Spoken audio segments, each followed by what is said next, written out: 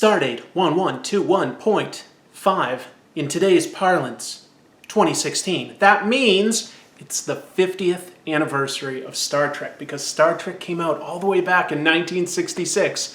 Before the year ended, I wanted to cover Star Trek for one of these episodes, and I wanted to specifically focus on the original cast. So there have been a lot of Star Trek comics. That's because a lot of different publishers have held the license over the years.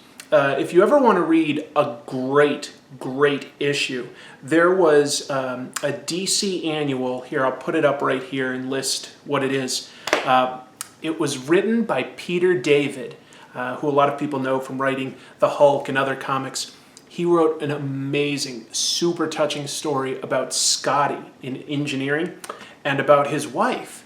He had a wife? Well, it all takes place in between like the movies and TV episodes, and basically it begins with her passing away and chronologically follows her life with Scotty back in time until they're little kids. It's a really touching story.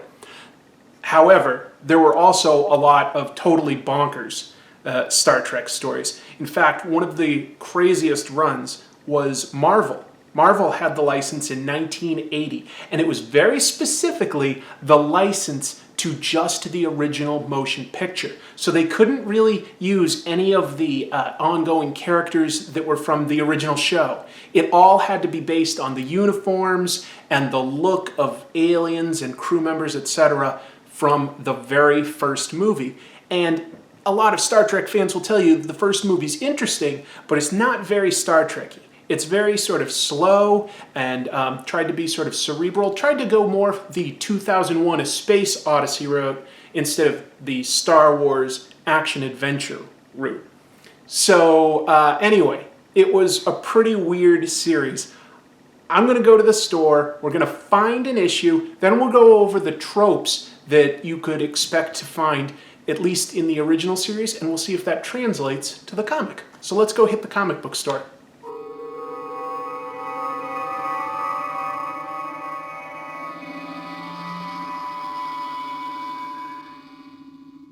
St. Mark's Comics is a modestly sized store right in the East Village of Manhattan, but if you're looking for something, they probably have it. It's amazing how many things they pack into this place. It's a beloved institution here. It's been around forever, and it's a really cool shop with an actual sort of atmosphere. So let's see what we can find.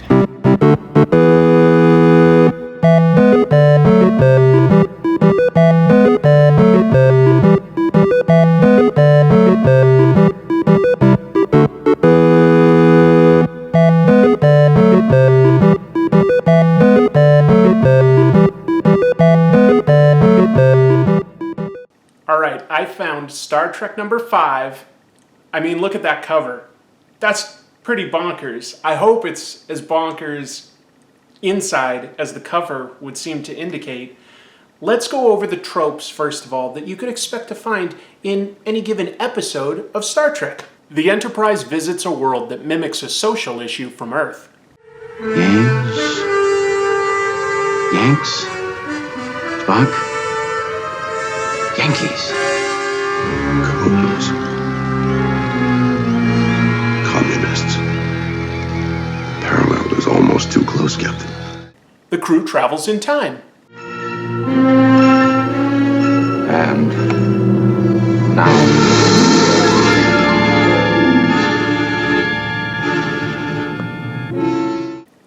Kirk listens to opposing counsel from Spock and Dr. McCoy. Charlie's very existence proves, in fact, there must be some intelligent form of life on Thasus. He could not possibly have survived alone. The ship's food concentrates would have been exhausted in a year or so. By which time he would have been eating fruits, vegetables, Probes nuts. of Thasus indicate very little And able probes plant have life. been known to be wrong, Doctor, Mr. are you Spock. speaking scientifically or emotionally? Gentlemen. Putting an alien name before a thing we have and know. Some more Antarian brandy. The crew encounters a being with godlike powers. Welcome to Olympus, Captain Kirk.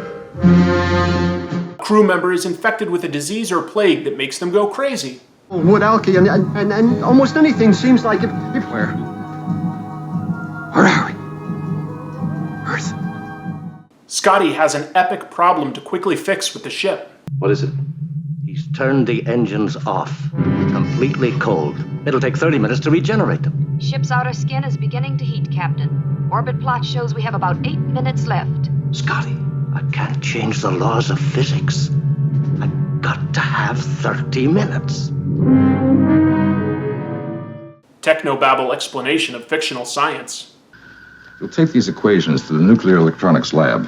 I want them to work on the problem of negating the force field in selected areas. Now, it might be done by generating a strong pinpoint charge of M-rays on some of these selected wavelengths and tying them in with the combined output of all our engines. Right away, sir. By the end of the story, Uhura, Chekhov, and Sulu have done nothing except obey orders. No named crew members are killed off. The crew encounters fictional characters. Oh, my paws and whiskers! I'll be late.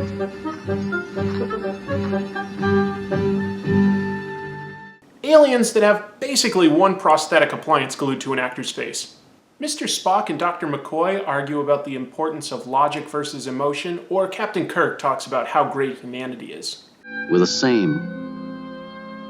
We share the same history, the same heritage, the same lives. We're tied together beyond any untying. Man or woman, it makes no difference. We're human. We couldn't escape from each other even if we wanted to. That's how you do it, Lieutenant.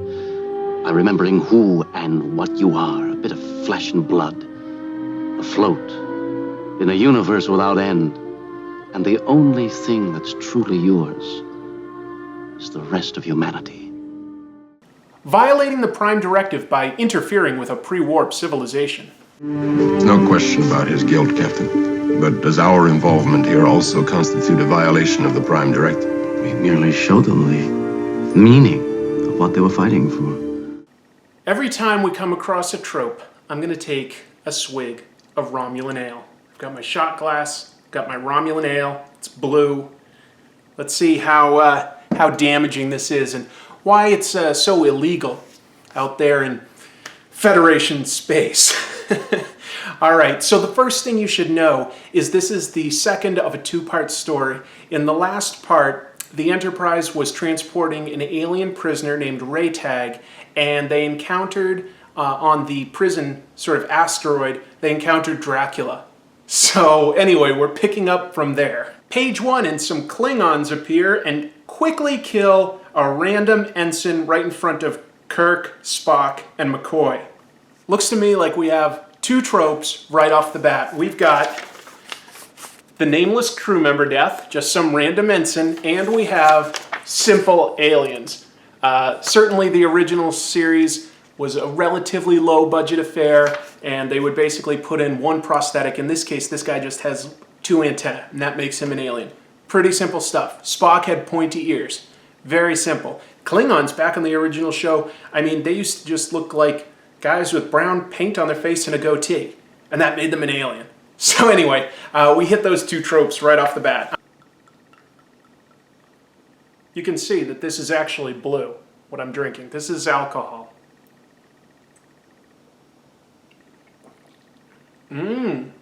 It's good.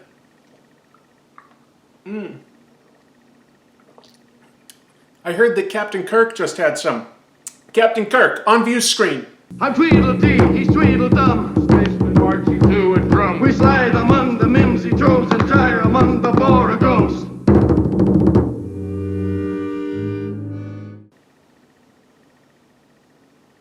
Well, that's embarrassing.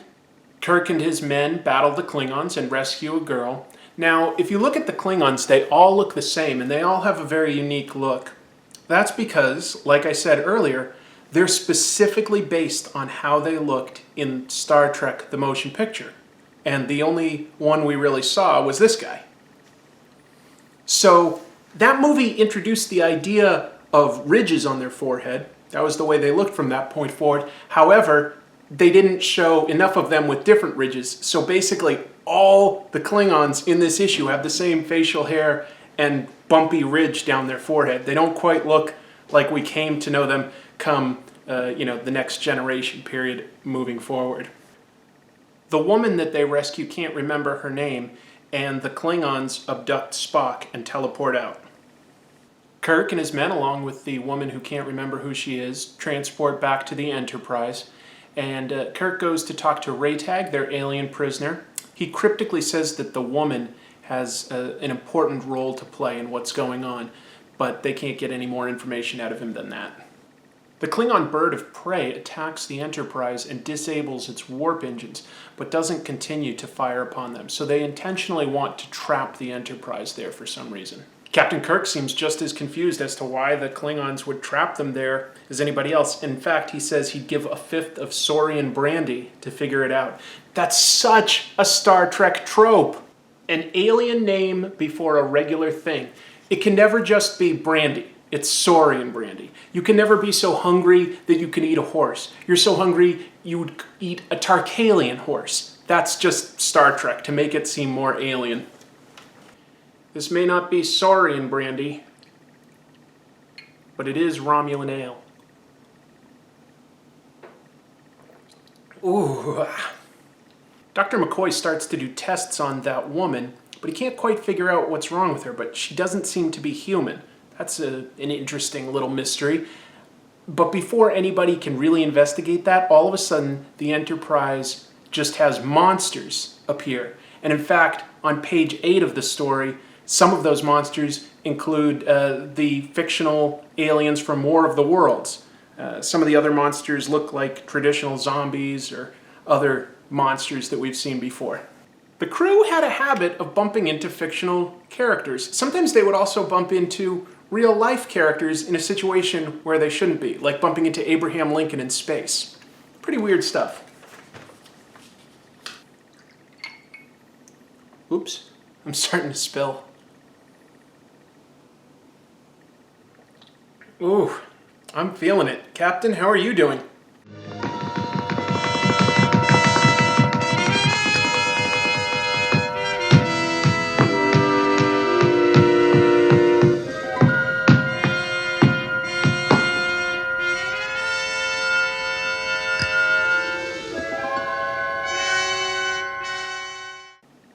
It's just not right.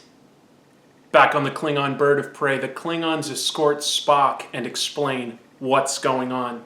I don't know why they feel the need to tell Spock this, but something villains like to do, isn't it? Like when they think that they've got the hero on the ropes, explain their master plan. Whatever. Alright, so they explain that they captured a human man and did experiments on him to sort of create a type of ESP where he can create monsters from his nightmares. He can make them physical. And he needs an anchor somewhere that he projects them onto. They explain that that anchor in this case is Raytag, the alien. They arranged for Raytag to be captured and on the Enterprise ship so that they could beam these monsters aboard. They're trying this as an experiment, and then they hope to boost production of this somehow and really attack the Federation. We've got a being with godlike powers, something that the original crew just happen to bump into all the time. And we've got technobabble. Obviously it's fake, but it's interesting how Spock tries to explain it, saying, oh, it's created from all the free hydrogen molecules that are out in outer space. It's like, well, that doesn't exactly explain how that comes into being at all. Also, you'd think that starships would be pressurized against all that hydrogen that's in outer space. So how are they getting inside? It doesn't make sense. It's technobabble. I'm gonna have some more. Oh my god. That's 5. Here comes 6. I wish I could slow down, but I try to play honest with this.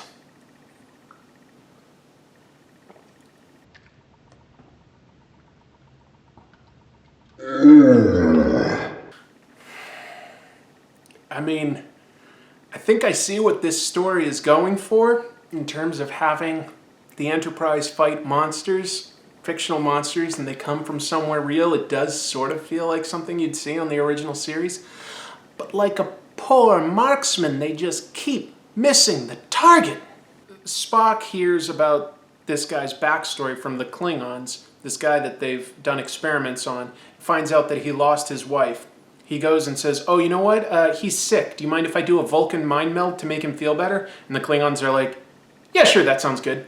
So I don't know why they let him do that, but he does. And he uses that telepathic link to project himself through this guy onto the bridge of the Enterprise. And he talks directly to Captain Kirk. He says, the woman is the key, destroy her. Kirk is like, oh, you know, that's kind of weird. I wonder if it's some sort of Klingon trick that I don't understand. But Dr. McCoy makes this decision really fast. He's like, no. Spock said destroy, not kill. So that girl must not be real. And he just shoots her. He just destroys her. I'm like, you know, he's right. He's right. She wasn't real. But he hadn't concluded that with his tests before. And now all of a sudden he's like, based on the word choice that Spock used, I don't think she's real. What if he was wrong? What if he said destroy because she was, I don't know, some sort of other sentient being? Maybe she was what Raytag is, you know, an alien that's the key to, like, you know, projecting it. I don't know. Just McCoy makes that decision up within 2 panels, just kills her, and it stops the aliens, or the monsters. It stops the monsters from being able to be projected on the Enterprise. It also wakes that man up, the man with godlike powers, and then for some reason that I'm not clear on at all, the monsters begin forming on the bird of prey and start preying on the Klingons. Also, the feedback somehow kills Raytag, the alien prisoner. He just dies because of some sort of feedback loop. Sucks to be you, buddy. Spock frees that gentleman that was being experimented on, and he successfully transports them both back to the Enterprise. Meanwhile, the Klingons start firing wildly at the monsters, and they blow up their own ship. Dumbasses. Last page of the story, and it's all wrap up, but we actually hit 2 more tropes. First of all, McCoy and Spock begin arguing over logic versus emotion. Specifically, McCoy says, what you're saying, Spock, is that you were saved by the boy's love for his wife. Don't deny it, your life was saved by emotions. Spock replies, I hypothesized that if this happened, his pain would be so overwhelming that it would snap him out of his trance. Blah, blah, blah. And so yeah, they're arguing over emotion versus logic, as usual. And Kirk is just like, ha ha ha, you two. What rascals. Isn't that right, Kirk?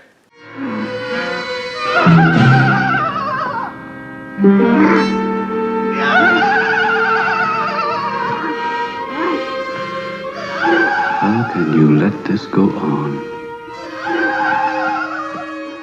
I don't like that. That's no good.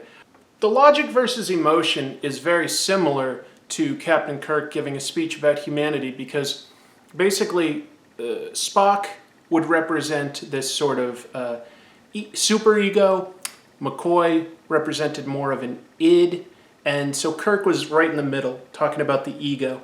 And so he would basically have to choose between these two sides when they debated over 2 things. They would also just sometimes talk about it for the hell of it, and then sometimes it usually came at the end of an episode. They would say, oh, it was because of logic this time that we succeeded in our mission. And other times they'd be like, nope, it was emotion. Or Captain Kirk would stand somewhere in the middle and talk about how great humanity is, because they balance those 2 sides.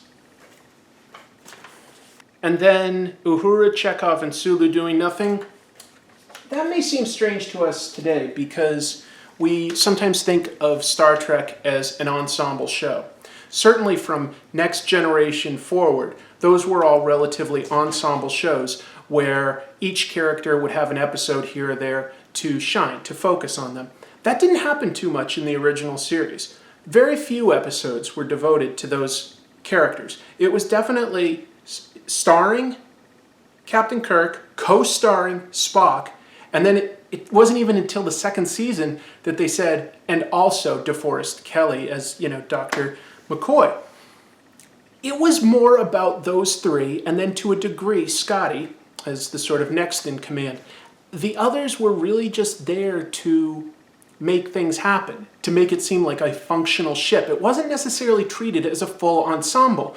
And when they did the movies, they kept all of those characters and gave them a bit more to do. But if you go back and watch those early episodes, they didn't have as much to do. So when you look at this comic book interpretation of it, they haven't seen Star Trek 2 through 6. They haven't seen The Next Generation, Deep Space Nine, Enterprise, Voyager. They haven't seen any of that. So it's more focused on that triumvirate. In other words, it's a trope, but it's just an interesting way of looking back on the show. It's not how we look at it now, but it makes sense in context. I guess I have to do 2 more shots, don't I? I'm trying to put that off. So this is kind of gross, actually. What I'm using for Romulan ale, it's blue curacao, which is basically just a liqueur. It's not really meant to be used for shots. It's kind of sharp, sweet. It's not a lot of fun to drink as a shot. I feel it, but it's giving me a headache. It really is. 7, and here it goes. 8.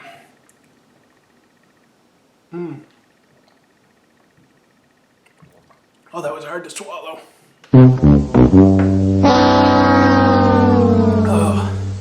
So, like I say, there are good Star Trek comics out there. DC had a number of good ones. IDW focuses on, well, I guess they do a bunch of all sorts of comics throughout the Star Trek franchise. They do a lot of stuff based on the new movies. And that's fun, that's fine. There's a really weird one that John Byrne does that's just a photo collage comic. Like, he just sort of digitally manipulates photos of the cast to make a comic. In Italy, they call that fumetti, I think. I'm a little buzzed right now, so I'm not actually thinking at my best. I feel pretty weird, and I don't have any notes at this point. But anyway, I like Star Trek a lot, all of it, more or less. I don't really know Voyager too well. That's one that I've never watched, actually. But if you go to therobotspyjamas.com, sometimes I draw a comic book strip called Star Trek Problems, which is specifically devoted to just parodying the tropes of Star Trek across all the different shows and movies. There's 100 or so comics on that site that you can look up. I also do one where the editor of that site, Vincent, he'll watch an episode of Voyager, the only Star Trek show that I haven't seen, and he'll summarize it, and then I'll do a drawing based on that, having never seen it before. I'm just sort of guessing at what the aliens or the spaceships look like. I'll just do one illustration based on that. That's called Voyager Torture. So you might enjoy that if you enjoyed this episode at all. I hope that this was fun. The Marvel run, it was only like 18 issues, so it wasn't that long. They had the license for 1.5 years, and that was it. DC held it for longer and had writers like Peter David work on it. He did a good job, and IDW does a good job. There have been a few others, like the Gold Key issues from the 60s, basically back during that time when Star Trek was new. Those are weird because the artists have no idea how the characters or ships are supposed to look most of the time. They look pretty crazy. Anyway, I'm rambling as I often do once I start drinking.